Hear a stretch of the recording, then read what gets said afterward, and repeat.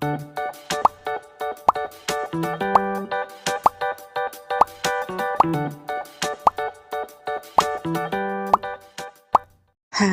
Assalamualaikum. Selamat datang di Nawasana Channel. Hari ini saya akan membacakan novel yang berjudul Terpaksa Menikahi Bad Boy bab 69. Jangan lupa di like, komen, dan subscribe ya. Selamat menikmati. Nares membawa Shanum pergi dari kafe itu. Beruntung, kafe memang sedang sepi. Nares dan Shanum meninggalkan Melissa dan Alexa yang mendapat malu karena pembalasan kontan dari Nares. Ada apa lagi ini? Ngapain sih Nares care sama si Shanum coba? Gerutu Alexa kesal dan berusaha mengeringkan wajahnya dengan tisu. Sial, gak sempet ngambil potret mereka pula. Harusnya tadi kita votin mereka buat dijadikan senjata buat menghasut Siza. Alexa terus menggerutu. Melissa diam. Melissa memperhatikan langkah Nares dan Shanum yang semakin jauh dari pandangannya. Melissa lanjut melihat keluar kafe. Dia melihat bagaimana Nares bersikap pada Shanum. Nares berjalan di belakang Shanum dan menjaga jarak. Dan saat akan menyeberang, Nares sigap membantu Shanum agar bisa menyeberang dengan mudah. Itu si Nares, apalagi kesambet juga. Ngapain sih belain si Shanum? Bener-bener gak habis thinking deh aku. Alexa masih terus marah-marah, merutuki pembelaan Nares barusan. Jadi ini sebab Nares juga mulai menjauh dari aku. Perempuan itu juga. Kenapa harus dia juga? Pikir Melissa dan terus memperhatikan pada kepergian Nares dan Shanum sampai hilang dari jangkauan matanya.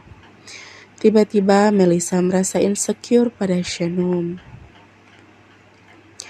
Sementara itu, Nares dan Shanum sudah sampai di depan gedung apartemen. Shanum ingin berterima kasih, tapi hatinya juga tiba-tiba meragu.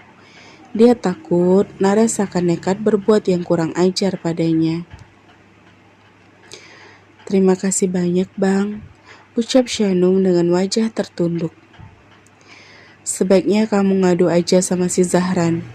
Jangan mau dibully dan diinjak-injak kayak tadi, usulkan Nares. Usulnya sungguh di luar dugaan. Shanum hanya mengangguk pelan, masih tak mau saling bertatap dengan Nares. Shanum masih berusaha menjaga pandangannya. Aku tahu kalau kamu itu adalah sosok yang lemah lembut, Shanum. Tapi jadilah kuat buat membela diri sendiri. Nasihat Nares lagi. Shanum mendengarkan. Karena sebuah nasihat baik adalah sesuatu yang harus diterima, sekalipun nasihat itu berasal dari pemuda barbar seperti Nares. Iya, Bang. Terima kasih banyak sekali lagi. Dan soal malam itu, maaf ya, aku dan gengku udah bikin kamu ketakutan. Asal kamu tahu aja, kamu adalah salah satu orang yang gak akan pernah aku sakiti. Kata-kata Nares semakin manis saja. Shanum malah tidak nyaman. Dia takut tiba-tiba Zahran bisa melakukan teleportasi dari kantor ke depan gedung apartemen. Dan itu akan jadi sumber konflik yang menyeramkan di dalam rumah tangganya. Iya, Bang, aku harap kalian, baik Pantera maupun The Wolf, akan menghentikan perselisihan kalian. Kalau itu sih aku nggak tahu. Terima kasih sekali lagi, Bang. Aku masuk ya. Pamit, Shanum. Iya, masuklah. Aku akan pastikan kalau Mel dan si Lexa nggak akan ngikuti kamu lagi. Persilahkan, Nares. Iya, Assalamualaikum. pamit Shanum dan secara spontan dia mengucapkan salam. Waalaikumsalam. Nares sampai lupa jawaban dari salam itu. Sudah lama dia tak membiasakan itu. Sudah lama sekali. Hati Nares berdebar seperti baru menemukan cinta pertama. Kendati pun Nares tak bisa melihat sosok mata Shanum, tapi sengatan cinta itu tetap ia rasakan lewat sikap lembutnya. Shanum lega karena Nares tak berbuat yang aneh-aneh.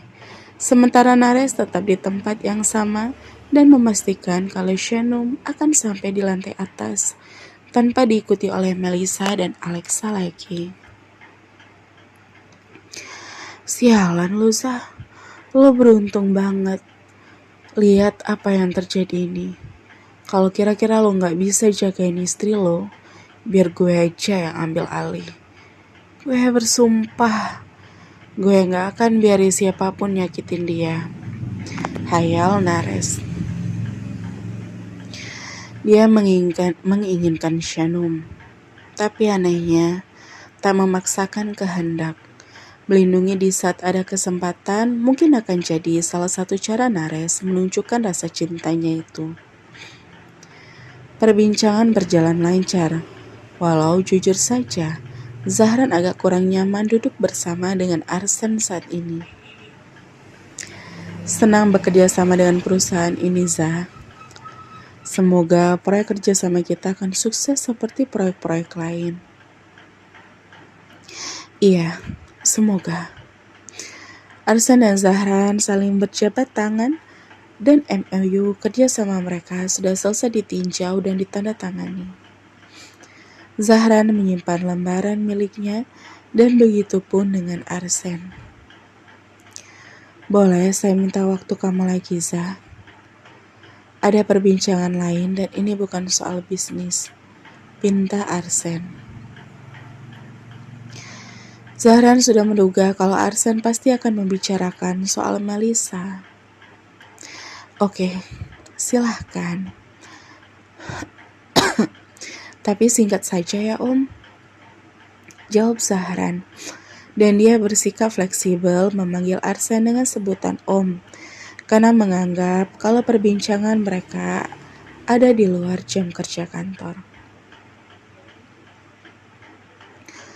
Berdua saja boleh, pinta Arsen lalu melirik pada Teja yang sedari tadi standby di samping Zahran dan beberapa orang direksi yang menjadi saksi penandatanganan lembar kesepakatan tadi.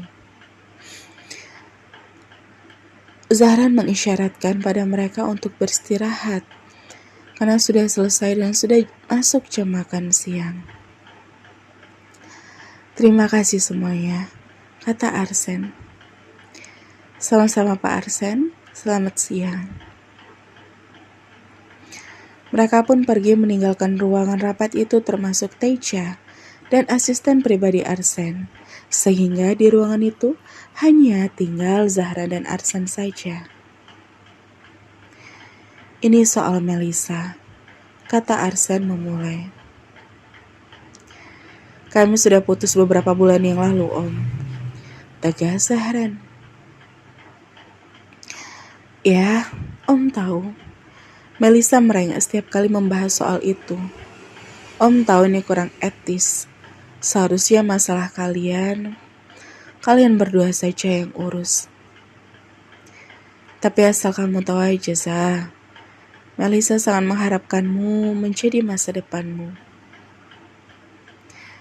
Zahran tak tahan ingin tersenyum kecut dan berkata, omong kosong. Masih lekat diingatan Zahran saat Melissa bilang kalau dirinya tak akan mungkin bisa hidup dengan Zahran dikala Zahran ada di titik terendah di dalam hidupnya.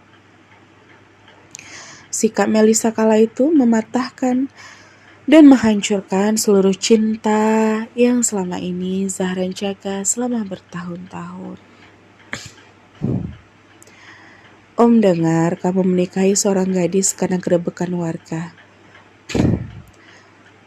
Om rasa itu bukan pernikahan yang serius. Om merasa walau kamu nantinya berstatus sebagai seorang duda, malah akan menerima kamu. Lanjut Arsen, sungguh semena-mena, membuat Zahran jadi muak pada Arsen.